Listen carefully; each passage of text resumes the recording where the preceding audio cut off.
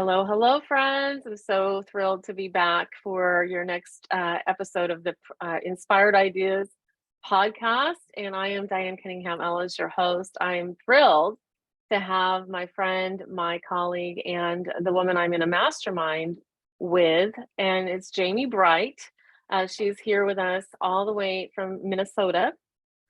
Uh, I think I just said that right. Yeah, she's from Minnesota. It's cold. There's like chunks and chunks of snow everywhere.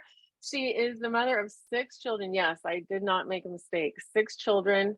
And she started out her business in the photography world and then experienced some really interesting things that she will probably share about. And then I am in Jamie's mastermind, and it's called Brighter Together. And so then I have a mastermind, she has a mastermind, blah, blah, blah. But go ahead and introduce yourself, my friend. No, you covered it really well. I'm Jamie Bright. I'm happy to be here. I've been, running my own business since 2008. And then I started in the online world in 2011.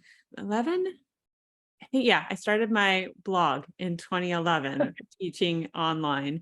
And it's just been a whirlwind of a journey since then, with lots of highs and lots of lows and all the typical bumps and things that we go into. And I'll let you lead which ones you want to share, but I'm so honored to be here. It's such a joy to be on your podcast, and I just really thank you for having me here. Of course, of course.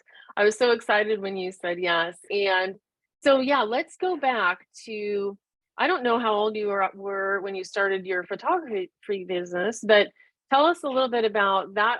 Every business comes from an inspired idea that we take action on. And so, how did you get your start there? How long were you in the photography world? I know you ended up teaching other photographers. So, tell us a little bit about that. Well, I didn't mean to start a business. It's funny because I always grew up as an entrepreneur. Like as a kid, I did lemonade stands and car washes and sold paper airplanes from the side of the road. And I think my first thing I did was when I was right before kindergarten. I remember this. I found some gravel rocks in my driveway, like not even pretty ones. They're the sandstone gravel rocks. And I tried to sell them to people passing on the street. And some lady, bless her heart, bought one for 10 cents. That was my first sale ever. And then my friend Jenny's dad came by and he gave me a whole quarter for a beautiful gravel rock. And so that's really the true start of my entrepreneurial journey. But I always had some ideas about how I would make money, or I don't know. I was one of those weird kids who just always was excited about the idea of selling stuff. And yet I never thought I could do it. There was a part of me that was like, I don't know anyone that runs a business. That seems really big. That seems really hard. And so, I didn't pursue it at all. I got a math degree and a French minor. And I went into the corporate world in my mathematics and was an actuary at an insurance company. Great job, great benefits, wonderful work-life balance, wonderful pay, lots of job security. And I was just bored out of my mind. I mean, that cubicle was my jail cell. And one day we are standing around, and my boss and the head of the department were kind of standing around the cubicles. We were talking, and we were kind of a small department. I think there's only like 8 or 9 of us. And the actuarial field is pretty rigorous. It requires about 4 or 5 years of testing after you're done with college. And it's really difficult to get through all of it to get licensed. It's not easy. Very few people do it. But once you do it, I mean, it's pretty easy to find a $250,000 a year job, working beautiful hours with lots of time off. But it's a lot of work to get there. And so, it's this cushy job. And they're like, God, if we could go back and do this again, I'd do something different. Like both the head of the department and my boss, who is right under him. And so we started, me and this other friend of mine, her name's Trisha. We're just like, God, what would you do if you could do anything? Just total water cooler talk. And, they were talking about what they would do instead and whatever. And my friend Trisha goes, I'd totally start a photography business. And I had like her and I would geek out about photography quite a bit. We both had gotten DSLRs, or maybe I had a DSLR and we'd talk about it and I'd let her play with it or something. I can't remember, but we geeked out over cameras, but she didn't have one yet. And within a week, she had a camera and she had an accountant set up a business for her. And all of a sudden she had this part-time business on the side. I'm not kidding. I'm like, what just happened? She just came in. She's like, oh yeah, I bought a camera and now I started a business. And I'm like, how? She's like, I just had my accountant fill out the paperwork. I'm like, that's it? And she's like, yeah. And I'm like, oh my God, why haven't I done this? And so then I started my business like a couple weeks after that. Same accountant, same thing, like super fast and easy, because I loved photography. I loved doing it for the side. I really enjoyed the craft of it. And I wasn't looking to make a career out of it. I thought I'd be an actuary forever. But what eventually happened was, the more I got into doing photography, and I didn't care about pricing or marketing, it was just a side hobby that was legal. Because in the insurance world, you see all the shit that can go wrong. I hope it's okay that I can swear on your podcast. You might have to edit that out or beep it out. No, you go ahead. Go ahead. All right. You see all the stuff that goes wrong. And so I was like, God, I just need to protect myself. And the easiest way is to set up, this business entity that's separate from my personal assets. So as I'm growing my life, if a client gets upset or something and sues me, I'm fine. And it's just my business that suffers. It's kind of like that extra layer of security, which everybody listening probably knows. But that was my thought process. It's like, well, I don't really care how it does, but then I can charge legally and get insurance. And as long as I turn a profit and it's not costing me anything, then I can write my gear off. I can right? Traveling, like, why not? And I started doing that a little bit more, just basically for people around the office who are like, hey, I've got a kid who's graduating, and they'd see my pictures of my kids in my cubicle, because I was, the obnoxious person who basically canvassed my cubicle with photos of my children. And they're like, wow, who did those? And I'd be like, oh, it was me. And they're like, oh my God, can you take some for me? It's like, yes, I can. And it just started that way, really organically. And I charge like $50 for like the world, like when we all start out, it was just like, it doesn't matter. And real fast, I fell in love with doing photography and working with people and seeing them come alive behind the camera and look at the screen and say, oh my God, that's me. And really helping bring out the best in a person and helping them see themselves for as beautiful and lovely as they really were. And I really loved working with people who were like me. I feel like I can't smile naturally for a camera, but I can smile great if I'm happy. And so I found all these prompts, and like, I just got really creative and experimented a lot with how do I bring out real emotion for people who feel awkward, and got really geeky about all of that. And I loved it because I get these really beautiful emotions from people. And it was from asking dumb questions like, okay, whisper into your engaged partner's ear if the first thing that comes to mind. And I'd be like, if you were a cereal, what would you be? And they'd be like Fruity Pebbles. And then they both laugh. And then you get these beautiful, beautiful photos. And it kind of spread quick. And I don't remember the exact timing after starting the business officially. I think it was a little over a year later that it was, because it was in November. I realized I had been, people would ask me, oh, do you want to do this full time? And I was like, no, it's just a side thing. I've got this great career. I just am doing it for fun. I don't want to lose the fun of it. And really, I had a friend who's a dear mentor of mine, and she looked at me one day and she goes, you are lying to yourself. You know that, right? And I'm like, what? She's like, you're just scared. And I'm like, oh no. And I knew in me that she was right. And her name was Camille. And she said something really profound to me. She says, you keep saying, I do photography. You need to change your language and start saying, I am a photographer. And I couldn't at first. I'm like, no, I just do photography. But it was in embracing that and a couple other events that happened that made me realize real fast, actually, I do want to do photography full time. I'm just lying to myself. I'm scared, because I had this big dream that I wanted to do, and it all required money. And the actuarial path was great money, great security, made sense, but it was boring as snot and sucked the life out of my soul.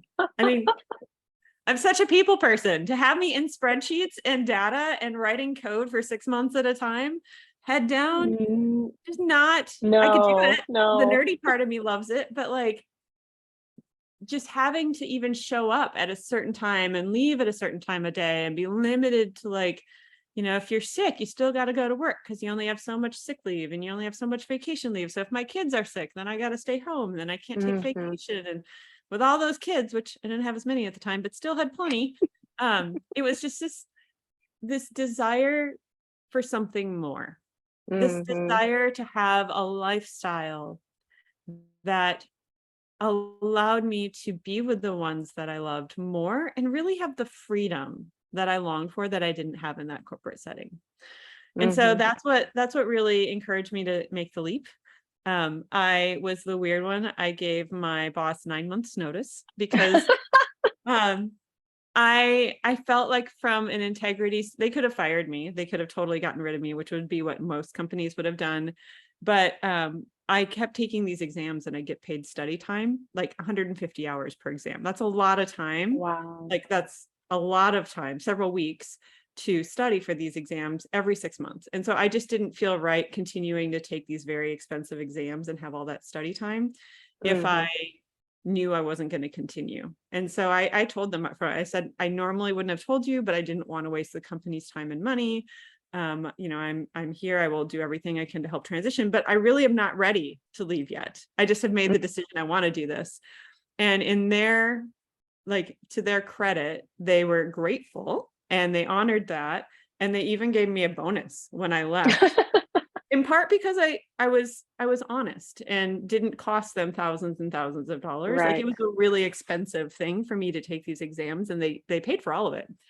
And it was beautiful because I got to help transition the next person into my role.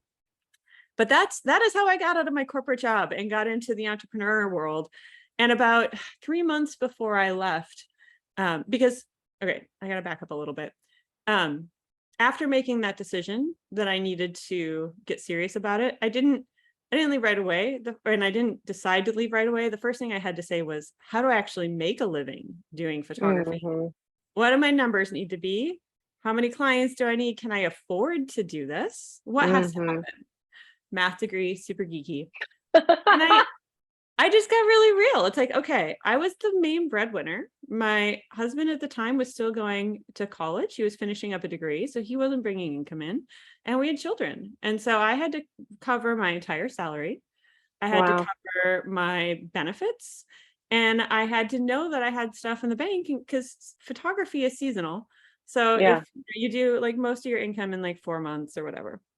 So my strategic entrepreneurial brain went to work and I figured out my numbers and I said, oh, okay, now I need to go from the bottom of the photography market to the top in terms of pricing. If I want to do this and not be working every weekend of the year, which is impossible because there just aren't enough weddings in winter in Wisconsin to do that. And if I don't want to be shooting the same fish in the barrel as everybody else, like Right. everybody is shooting in the same barrel for the same clients. They all want those middle of the road, pay enough to make it worth it, but not so high that they're going to lose client. Everyone was there. Everybody Yes. was in the Yes. middle. They're like, what's everyone else charging? Well, I'll charge around the same. And I'm Yeah. like, you can have all those fish. They're wonderful clients. It's great, but there's more people shooting for those than there are fish in the barrel. So I'm probably mixing up metaphors here terribly, but that's one of my beats.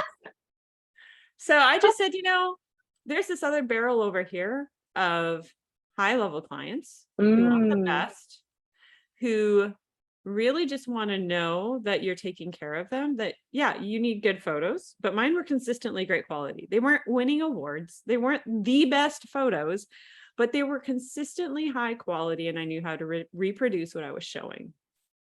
I said, if I can add a service element to this Mhm. and really create an experience for them and get those clients, there aren't as many fish, but there's like 2 other people fishing in that barrel, right? Like Right, it's right. wide open. There's hundreds of clients here, but hardly anybody is going after them because they just see price as the main indicator. They want an Yeah. experience, they're happy to pay more for it, and they aren't just, looking for, you know, the cheapest price. They're not, Right. I mean, yes, they care about money, but that's not their number one concern. Their number one concern is the quality good and is the service good? Is somebody going to respond to me? Are they going to take care of me the day of the wedding? Are they going to get the photos I want? Are they going to do all these things to go above and beyond to really make me feel like I'm getting a premier VIP experience for my Mm-hmm. wedding photography? And so that's what I did. I just went straight up. I looked at all the ways people were doing stuff in the market and I said, okay, nobody's including albums. I'll include that. So that's a huge value add for me without a lot of extra cost. And I made myself a magazine. I know you're a big fan of magazines. I see yours in the background there Yeah. on the screen as we're recording. But I made a magazine that was like a bridal planning in Southeast Wisconsin kind of thing. And I literally featured my brides and their stories and testimonials. I did Nice. vendors, my featured vendors. I gave, how to plan for your wedding tips. It was a 16-page thing that I created and printed. I spent, I think, $1,000 printing it. And I was like, oh my God, that's so much money for a photographer at the time, 15 years ago or whatever it was.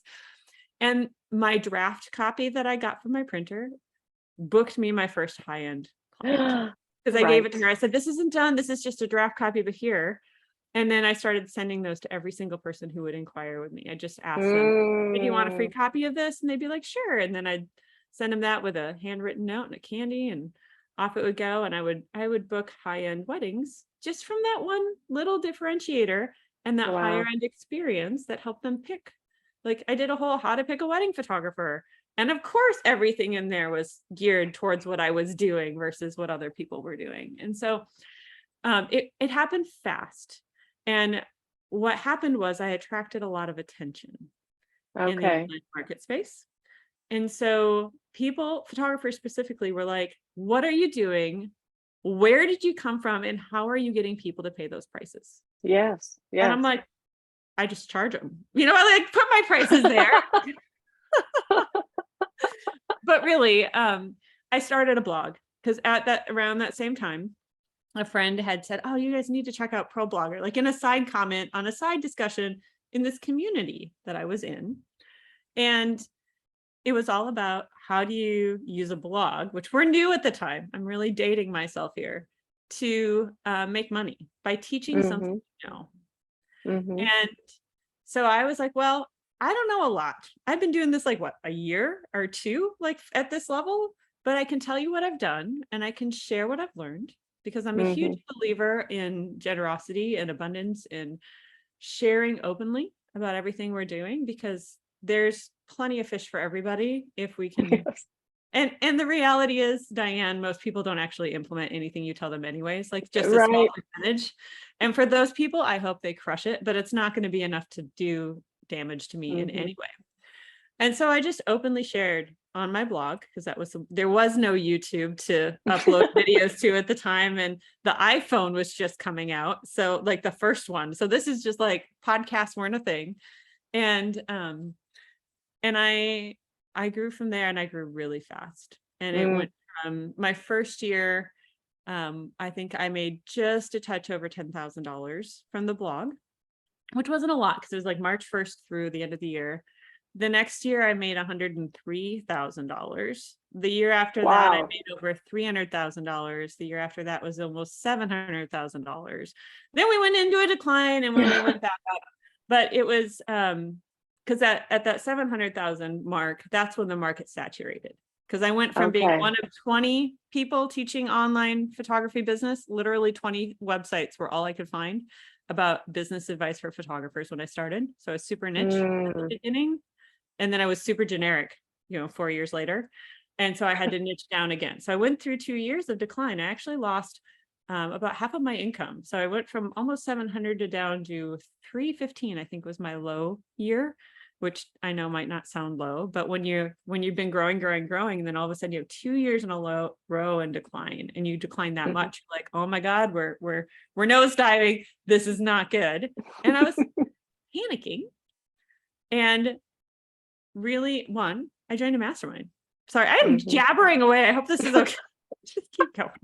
Keep going, girl. Just keep All going. right. I'm going to take a sip of coffee. You just keep going. Sounds good.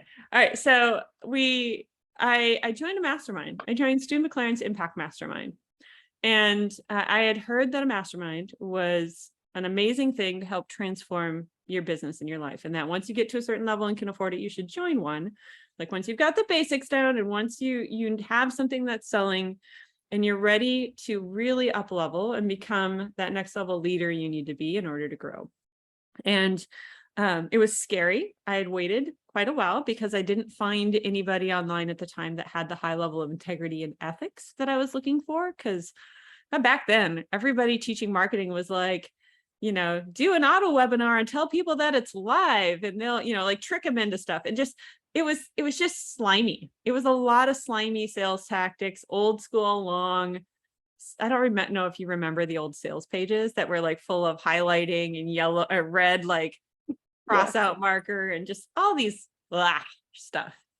And Stu McLaren was the first person that I saw who actually stood for something, cared more about an impact than an income, even though he wanted to have an income too. And spoke out against a lot of that slimy crap that other people were teaching. So when he decided to launch a mastermind, I actually wrote him this really long email and I'm like, I'm in. Here's what I want it to be. Here's what I'm looking for. Here's what I'm willing to pay. Like, here's why you need to do this, because I've been waiting for somebody with your level of ethics to do this. And I would never invest this much money in somebody that I didn't want to be like, or that I didn't fully align with. Like, sure, I might learn some tactics from them that aren't slimy, or take their slimy tactics and actually make them into something that aligns with me. But I'm not going to invest that kind of money and put that kind of energy and value into somebody who's doing something I didn't align with at all. And so I joined his mastermind. Actually, ironically, I kind of knew in the back of my head that I wanted to run masterminds. So my first hot seat was like, how do I pivot into running masterminds? But part of that too was, how do I get my business out of decline? Like, what needs to happen? And for me, it was niching down. And when I niched down, I was able to get from that $315,000 a year mark to over $1 million in a year in about a year and a half. And it just skyrocketed. And so it was both a combination of taking the advice of the people in the group, but also seeing a new normal and seeing other people in the group who were crushing it, doing the same stuff I was. I'm like, I'm not doing anything wrong. I'm not failing. There's just something off. Like, and then once I realized that, oh, I'm just not niche anymore. So like what I'm saying isn't resonating as deeply. If I'm speaking to all photographers in any photography business about any business advice, that's so much more broad than something very, very specific. Somebody coming in and speaking to just pet photographers about how to get the pet to behave during the shoot so they can get the money shot, right? Or whatever it is. And so I actually was looking around also thinking what's working in the online space, because social media had come out and that was growing really big. And it was kind of the wild west of, what is social media? How do we use it back then? And I saw that personal brands were really growing. And so I thought, oh, well, I'll grow a personal brand, because I'd always grown my company brand. And I'll start to connect with people more personally, even though I did that via email, but I was going to start doing it. And I thought I'll use Instagram. That was like the new, platform. And for photographers, it was visual. So it made sense before Facebook owned it. And it was great.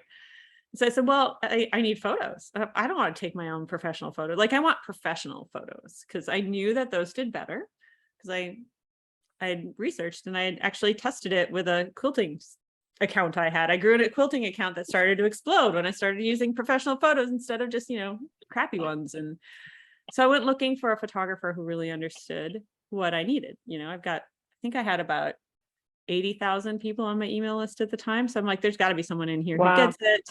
Started searching online, and there were only 3 websites that came up that spoke to me as an entrepreneur who wanted photos for my online presence, which I know today sounds crazy, but at the time, nobody got it. It was either personal photos that you can't use commercially, or were like, just made you look nice, or it was commercial, like Hardee's commercial shoots where you have a whole crew of people and fancy lighting, and you have to pay all these complicated fees for distribute. Like it was very different back then. It was very, very different. And all of that was archaic based on print because there wasn't an online media. Right. So where is it going to be, put up? How many copies will there be? How many people are going to see it? How long all that stuff on the internet was irrelevant because one photo could go viral, which would be great.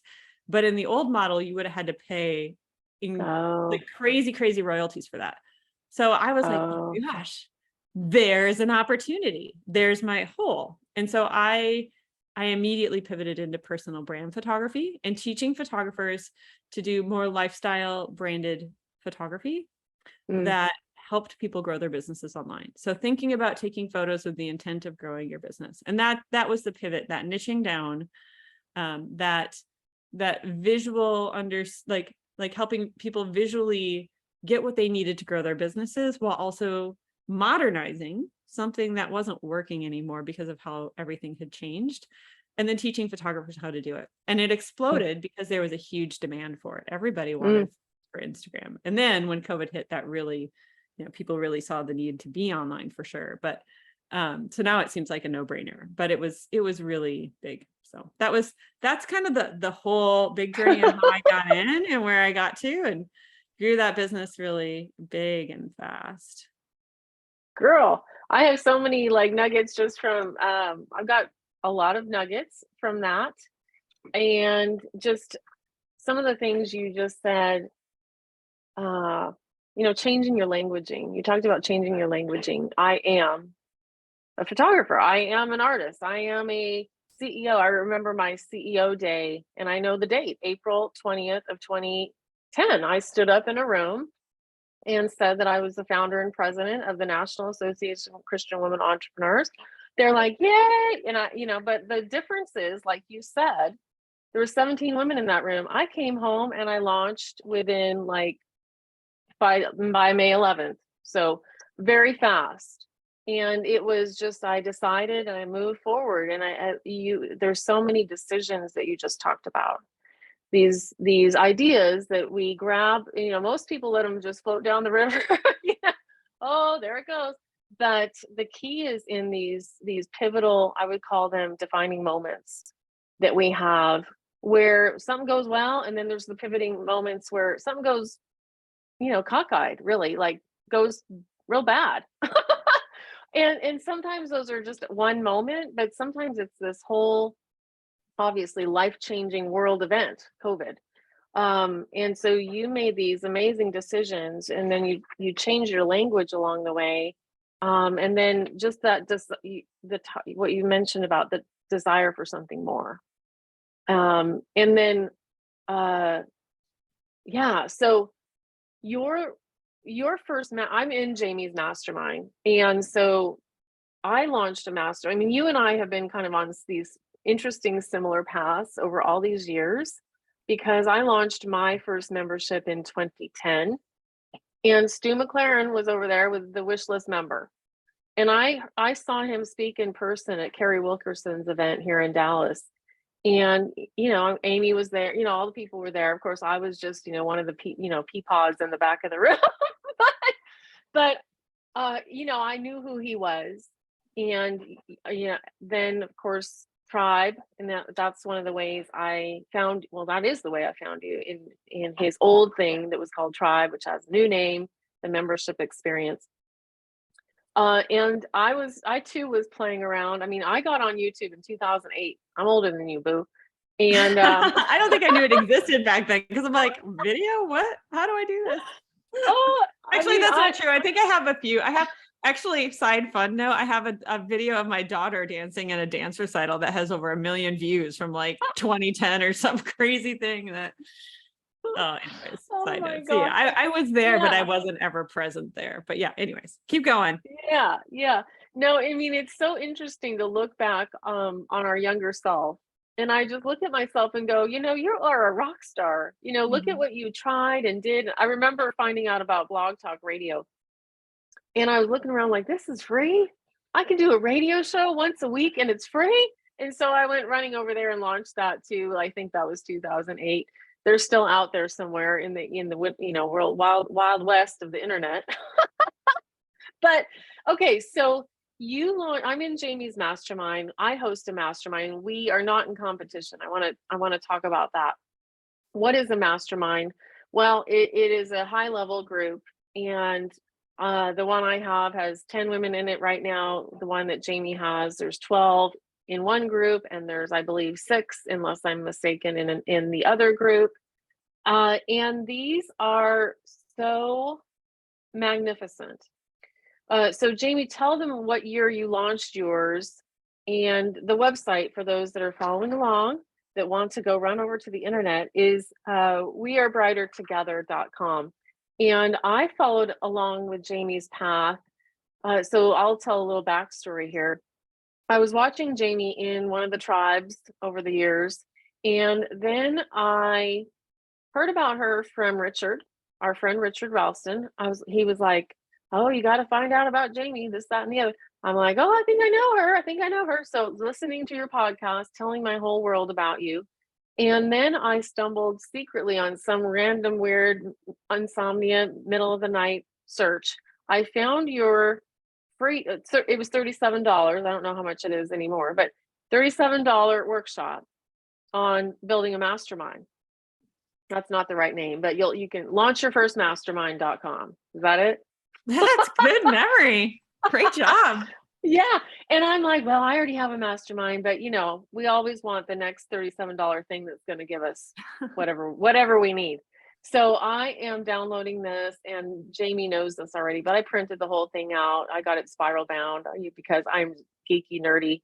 And then eventually was like, what is this mastermind she has? And she's changed this. We have watched her. It's very hard to find the website, but it's live now. It was very It hard to find. was.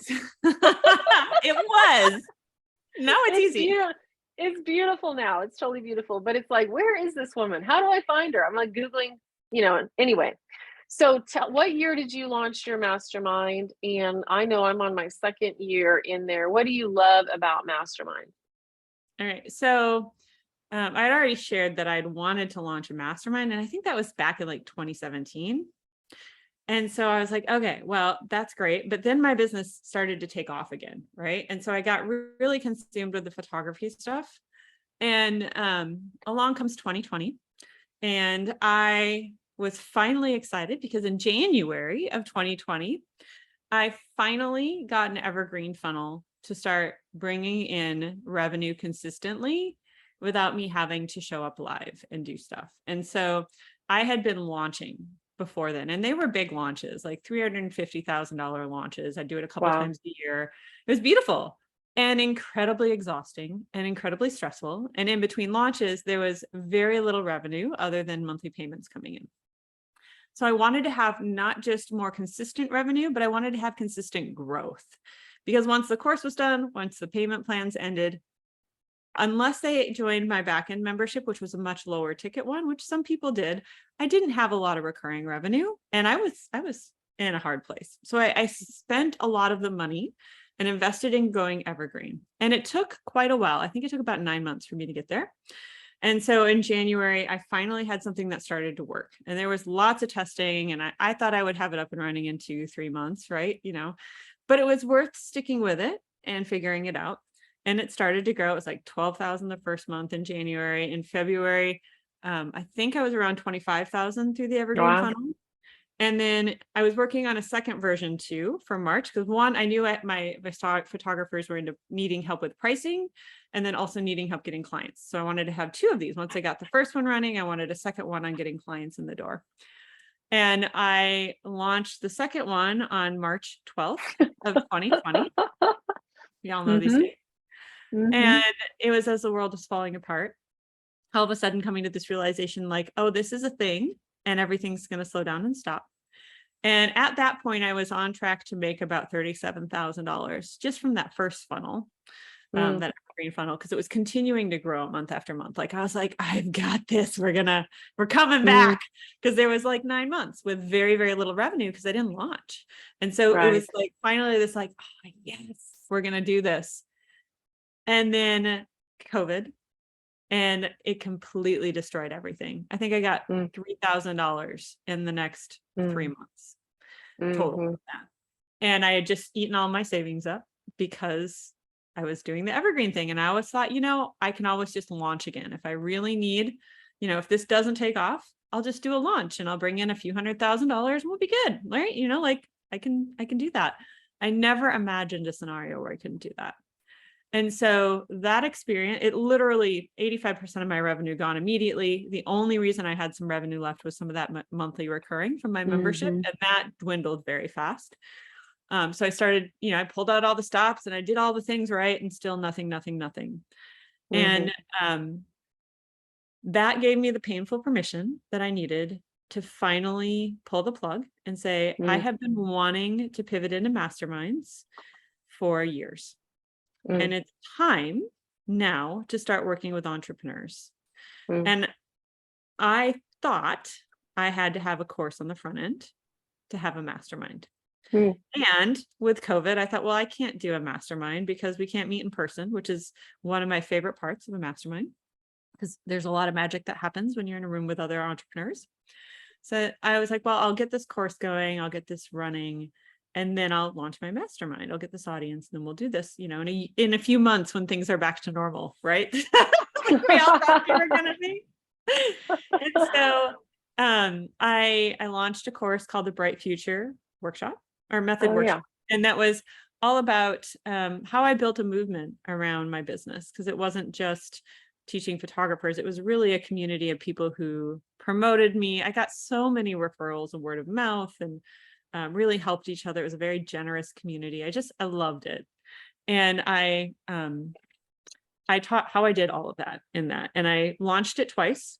I remember launching it to like 86 people because I didn't have any entrepreneurs on an email list. And I'm like, I never want to launch to 86 people again. Like, doing a $10,000 launch, which I was grateful for, versus doing a $350,000 launch.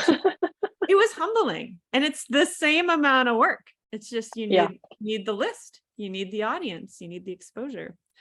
And after that second launch, which I think was in the fall of 2020, a friend of mine invited me to basically spend a year in her tiny little Zoom mastermind. She was doing it. It was like 4 people together meeting on Zoom throughout the year. And she's like, because we're good friends, I'm not going to charge you. We'll just do this together. But I'd love to have you there because I think you should be there. And so I said, okay, I'll do this.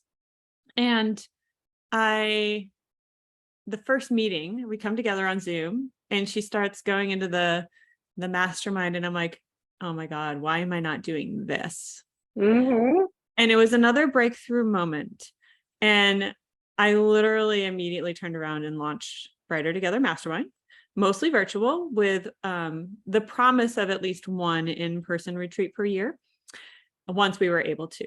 And the first retreat was virtual on Zoom. And then we did move to in-person last year. And it shifted everything. I stopped, and I just said, I don't want to teach my course anymore. So now I just give it away for free, or not teach it. I don't want to sell it. All I want to do is love on my people and do things my way and run a mastermind. And I'll have a couple things up front, but and that's what made me start the mastermind. And you asked, why a mastermind is so valuable? Is that the question that you asked me? Part of the reason is that if I look back on my story, and if I look at each one of these breakthrough moments, breakthrough moments happen in the midst of other people. They don't happen as often alone. Right. They happen in the presence of other people who really get us and understand us and can speak into our lives in ways that we can't always speak into our own. Not that it can't happen, but the majority of the ones in my life have come from other people being a mirror into me and my business, or from me hearing some incredible idea and Mm. going, oh my goodness, that's it. That's Mhm. what I need to do. And that's one of the big parts. You can't measure that. You can't Mm-mm. promise that. But if you do not put yourself in the environment where that can happen, it won't. It won't. Mhm. And so, one, I think you can get some of the best breakthrough moments and turnaround moments. Two, you get to see what's normal. Like when Right. I got into Stu's mastermind, and I'm like, oh my goodness, he had a how many $1 million launch, and I literally am doing the exact same things. They just have more people. Like, Yeah. I can do this. Yeah. It gives you the belief that you can do this. Or when I was like, frustrated and emotional and like questioning why I was sucking with my evergreen funnel and whatever. And they're like, dude, what are your numbers? Oh, no. Actually, you're doing better than normal. Like, this is actually really good. There is no reason you Mhm. should be upset about, like, this is good. Like, focus on this part. This part could be improved, but it's not bad. But like, Mhm. focus Mhm. here. You're good here. Like, you are putting the Mhm. focus in the wrong place, and you're giving meaning to something that doesn't deserve any. And Mm. and so having that perspective and people with Right. experience who can say, oh, you are just your brain is overthinking things in the wrong place. You're good. You're good. Don't waste that Yeah. energy anymore. Instead, do this. Or, Yeah. you know, don't stress. You are actually capable. And then when everything hit the fan, and I mean everything hit the fan, there's personal stuff and everything going down at the same time. Um, the biggest value I got was from the people in the mastermind. And I've been in that for over 6 years, and it just keeps Mm. getting better year after year after year. You Mm. know, a mastermind is not just a 1-year program. It's not group coaching, even though it might have some of those aspects. It might have some education, whatever. But a real mastermind is going to get better over time because you're going to Mhm. build those relationships, and people can speak into you in ways they can't when they Right. barely know. And Yeah. so when everything hit the fan, and people that I knew in that mastermind who knew me well, who knew what I was capable of and who I was, could help me remember who I Mhm. was and that it wasn't my fault and that I could actually do this. That was probably the most powerful thing of all, was having their encouragement and their support and a safe place to go, this sucks. I might lose my house. I might lose everything. Like, what do I do? And nothing is working. Like, how do I pivot into something with no audience, no anything, and that first year was like, I think I made 165,000 that very first year, just from doing some coaching and the mastermind. And that was it. And Mm. it could not have happened if I didn't have people around me supporting me, reminding me, saying, you can do this. You know what you're doing. You're Mhm. absolutely capable. It just feels really icky right now. But how you feel doesn't change who you are. And Mm. so, Diane, I love that about masterminds. I love how we can build each other up and remind us of who we are. And it really comes down to that identity. And I know you focus a lot on being brave in your mastermind. And my mastermind helped me feel brave to put myself out there and be vulnerable in a place that I had not yet adopted an identity. I didn't feel like a quote unquote expert in there because I didn't have the numbers that I used to. I mean, Right. to go from a 6-figure email list to 86 people on an email list, or, like all of these, everything was just so different. And there were so many reasons to like judge myself on that when it has nothing to do with who I am. And I Right. just need people to say that, remind me that this is just the beginning of the journey. That's what the beginning of the Yeah. journey looks like. And you will move past it. So it's just Yeah. been really valuable. And it helped me to be brave and vulnerable when I just wanted to hide and, be the 3 on the Enneagram and say, I'm doing great. I'm going to do this failure really, really well. But really internally, I was falling apart, and I was afraid to Mm. admit it. To have a place with people who really knew me and could say, how are you really doing? And give Mhm. me that safety was huge. And it really helped me get to where I am today. Mhm.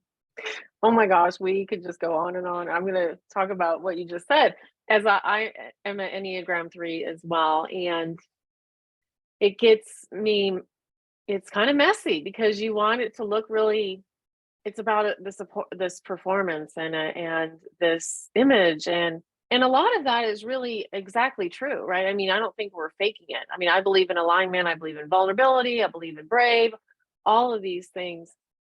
And being in your mastermind has been an interesting roller coaster journey for me as well. I've been hosting masterminds since 2015, and I finally thought, well, damn diggity, I guess I better get into one.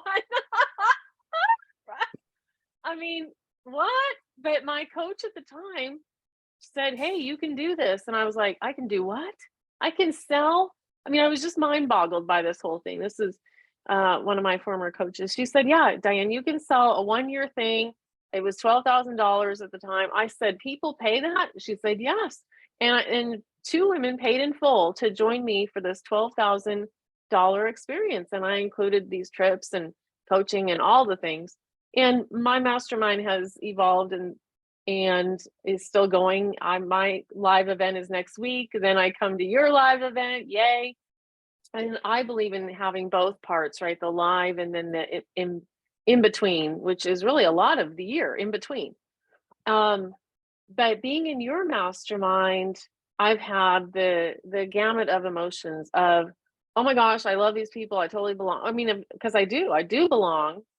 And also kind of this, oh gosh, they're so far ahead of me. What am I even doing here? Am I okay? Should I even be here? Having a panic, crying in my backyard many times when I was trying to be more like some of them. You know, Mm. here's the clincher. I was somehow trying to wedge me into the model that works for whoever. And you know, that model works for them and that's cool, but that's not who I am. And so when I started letting go of that comparison and owning my own magnificence, which is, you mentioned the mirror, the mastermind mirror of, hey, we're all different in here. Hey, hallelujah, you know, like you go do you and you do you, and we all pipe in and chime in when we have a word of wisdom, or when we just understand, or we just want to say, you've got this, you're okay, we're here as you walk through whatever you know, because we're all going to have a whole bunch of things that we can't anticipate every week in our business. But having that constant, hey, these people know me, they know my good, bad, and ugly. And they're going to remind me when I get stuck on the wrong channel. They're going to remind me that it's all just, you know, it's just a bump. You're fine. You've got this. Which I remembered so many times where you've said, Diane, I'm proud of you. And you know, it's a big deal. It's a big deal for the people that you admire. Woo! It's a big deal for the people that you admire to believe in you and to hold those spaces for you. And I know, I mean, I didn't think I was going to be bawling on our podcast, but I know that I get the honor of doing that with my women. And what a great gift. What a great gift that you and I both have of holding these spaces that are safe, sacred. I can't remember the third word. What is it? Safe. Safe, seen, and supported. That, yes. Gotta laugh, gotta cry. So just publicly on this podcast, I want to thank you Oh, for having the courage you've had, you know, stepping all the way into your brave, you know, through all the different variations of the Jamie experience. There's a quote on my wall that I love, that I use often, that a coach said to me, your clients want the evolution of you. Your clients want the evolution of you, and so does my husband, and so do, you know, basically, I'm different because of this podcast today. So are you. And like we're constantly evolving. They don't want the glamour shot, you know, from 5 years ago. No one wanted that in the first place. They mm-hmm. want the crying person. They want the real version. They want the story. So, wow. Can I share something on that, Diane? Yeah, go for it. That's probably one of the greatest parts of being in a mastermind. And if people really, like, want to see the behind the scenes, you get to see the evolution of me, of you, of everybody in the group over time. Like I've gotten to watch Stu McLaren go from literally a year after launching Tribe at the time through all the different iterations, the back end memberships, how they've changed, the struggles, because he's very candid with us about what they're doing and what's working and what's not. That's what a mastermind is, right? You actually get to hear things real time and what they're going to try, and then how did it turn out, and what are the challenges, like where do we fail as leaders, and where do we really shine, and you get to hear all of it. You get to be in the mess with other people doing it together, and you get to evolve together. But when you see the humanity, like you're not just looking at the front end and saying, oh my God, passionate, and they're getting bigger and bigger and bigger, but you're really seeing not just even the back end and the structure, but the humanity and the emotional journey. And you get to see that everybody, even people making 7-8 figures a year, have burnout. They have insecurity. They have imposter syndrome. And you can see how people change when they make money. Some people change in beautiful ways. Some people don't. I'm just going to say it.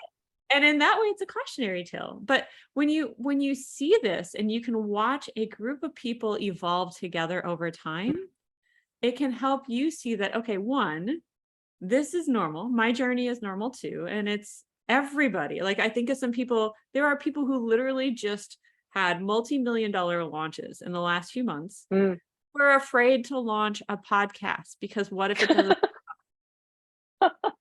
right? Like, and so we all have it when we do something new. We all need that wave. And so you can watch that and say, oh, I'm not weak. I'm not less than, I'm not any of these other things that those negative voices say. I'm normal. I can have compassion and grace, and I can get through this. And it also elevates you to say, oh, this is all that's different between me and them. I can do it too. And they can help you evolve together. And so I just think, if people are here saying, God, I want to see that evolution of Diane, join Diane's mastermind, because you will see it more clearly and more humanly than I'm making an assumption that you share just as vulnerably with your people as I do with ours. But I know you well enough to know that that's probably the case, but that you will get to see that evolution and you will get to evolve with her. And it's just such a beautiful benefit that I wasn't actually expecting to see this shift and this transformation and the leadership that needs to happen and the mindset shifts. And it's a really cool benefit that you don't get if you're only in for 3 months or 6 months. And to be able to have that front seat, like view of somebody's whole actual back end and process. Yeah. Wow. That is so valuable. It's so much more valuable than realize, not to mention all the personal support and advice and everything else that comes with it, and fun and relationships. Oh my gosh, the friends and all the things. It's really great. Oh yeah, my gosh. So I know could go on and on because we both love to talk and we love to talk about masterminds. I'm going to go ahead and send us towards the finish line here, like runners. So tell them how to find you. Let's close with how do they find you, and anything else you want to share today? You can go to wearebrightertogether.com. I think the only thing I would say is that there's a lot of people who are afraid to invest in a mastermind, whether it's yours, whether it's mine, doesn't matter whose, because they don't think they're ready. Because we have that voice that tells us we're not ready. We need to meet some standard first. We need, we didn't make as much as they did. Like even I've gone through that, especially with this business drop from COVID and then rebuilding. I'm like, why am I in a room with people doing 8 figures? Why? Like, what can I give them? Even though it's not about the amount you make, it's about your experience. But I think we all go through that at some point. But I think what happens is most people wait too long because they think it's kind of like when people decide to have kids or not. You say, well, I've got to have all these things in line before I have kids. And you realize if you're waiting for some magic thing to happen, it's probably not going to happen that way. Like you may never get that stuff in place. Just have the kids. If you want to have kids, have the kids. And once you like, I think a lot of that is fear that holds us back Yeah. from pulling that trigger. But part of the magic in this and part of the transformation is actually not just like, am I ready or not? It's, do I want this? And do I believe in myself enough Mm-hmm. to invest in me and my business? Mm-hmm. For most people joining a mastermind, it's the biggest investment they've made into their business and their self without, like the grow your email by, it's not the super specific outcome. It's not gain 100,000 followers in 6 months. We can't promise the benefit that will come from it. It's a lot more intangible, even though I think Mm-hmm. the benefits are a lot larger. Yes. But by investing in yourself and your belief that I'm ready to have this, I might Mm-hmm. not feel it yet, but I'm ready to receive this into my life. And I am going to prove that to myself and to the world Mm-hmm. by investing in myself. If I won't invest in myself, who will? Right. Right. And so if your inner knowing, that greatest part of yourself says, I'm ready for this, actually taking that step and doing this is it's scary. I almost puked. Not gonna lie. I literally almost when I got my mastermind acceptance into Stu's mastermind, because I've been in decline and you'll never afford it. It'll never be convenient. It will always be inconvenient. Even the in-person meetings, you're gonna be like, oh my God, I can't afford to go for a week and it's so expensive. Mm-hmm. And there will always, always be resistance to the real path of growth. But Mm-hmm.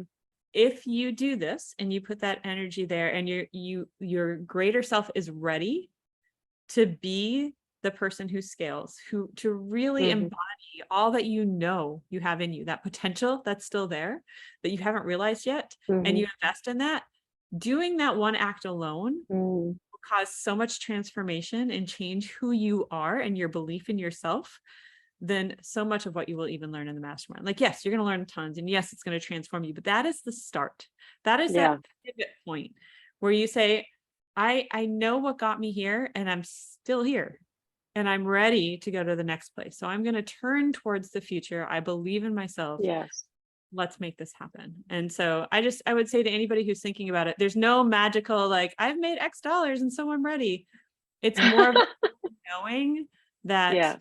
I may not be there yet, but I'm ready to be there. Like, I'm Yes. literally ready to own the next phase of my business. And I'm ready to become the leader I need to be Mm-hmm. and the entrepreneur I need to be to get there, even if I'm scared shitless.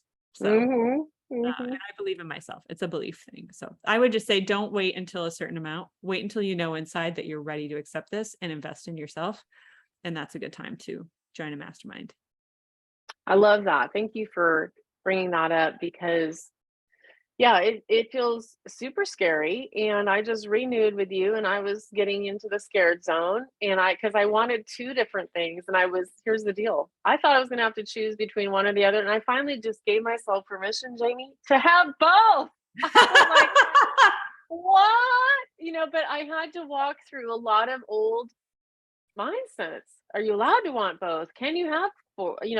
Can you afford it? And then you get to that place where, of course, I can afford it, and I know how to make money, and this is the best investment I can have. So, if anybody listening wants to find Jamie, definitely go listen to her podcast as well, because that's where I got to know her really deeply. And that is, I think is it still the same name? What's your podcast name right now?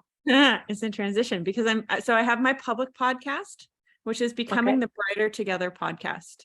It's currently the Bright Entrepreneur podcast, but that will change probably by the time this is published. And Okay. then I also have a private podcast, which is just what Jamie's thinking about, which is my random thoughts in the moment. And people can sign up for that at gettheprivatepodcast.com. Oh, okay, perfect. And then if you're interested in my goodies and my mastermind, of course, I'm over at dianecunningham.com/mastermind. It's the Braver Together. Hers is the Brighter Together. I So love it. cool. Well, my friend, thank you. Thank you for this beautiful time together. And I'm just honored to know you. Thank you. I am honored to be here. It's been so much fun. Excellent. All right, friends, we will see you on the next episode. Thank you so much. Carry on.